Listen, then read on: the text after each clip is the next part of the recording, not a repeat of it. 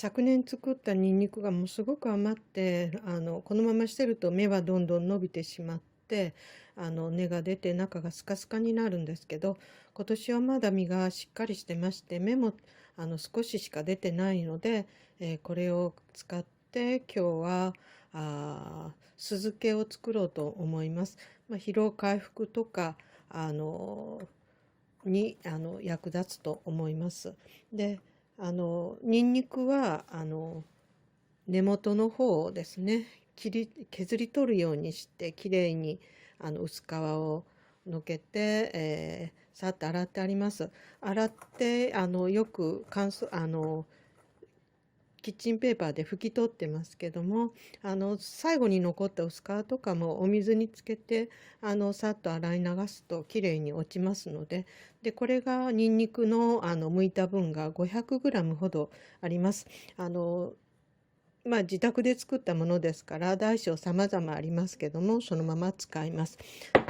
で、今半分ほど入ってますけども、この中に、米酢ですね。米酢を純米酢を使います。でこれに、300ほど今酢を準備してます。これを今半分入れたところで酢を入れます。3分の2ほど入れました。でこれに蜂蜜を入れます。蜂蜜大さじ3杯ほど。途中で1回入れ込みます。でまたあと残ったニンニクを上から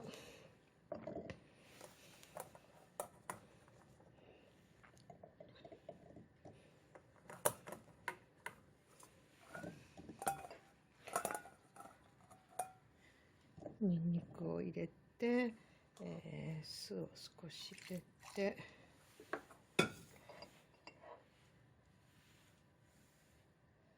蜂蜜を入れます。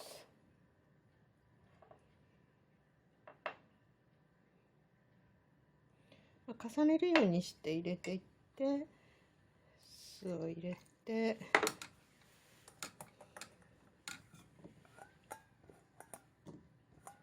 ニンニクを入れます。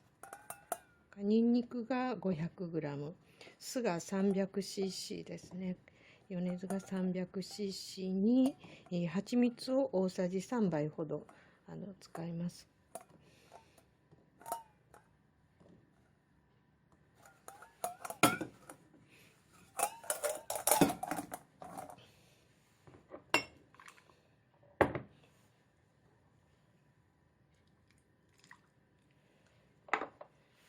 これに蜂蜜を全部入れます。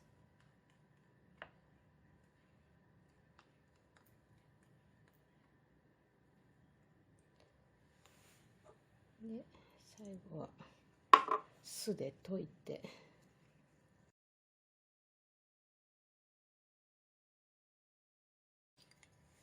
最後に上からかけます。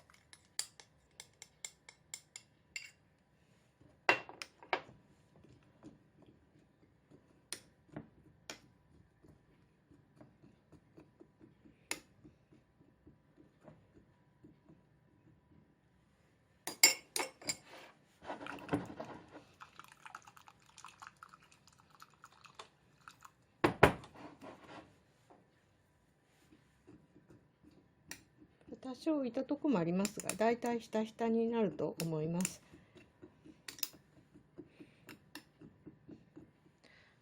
で時々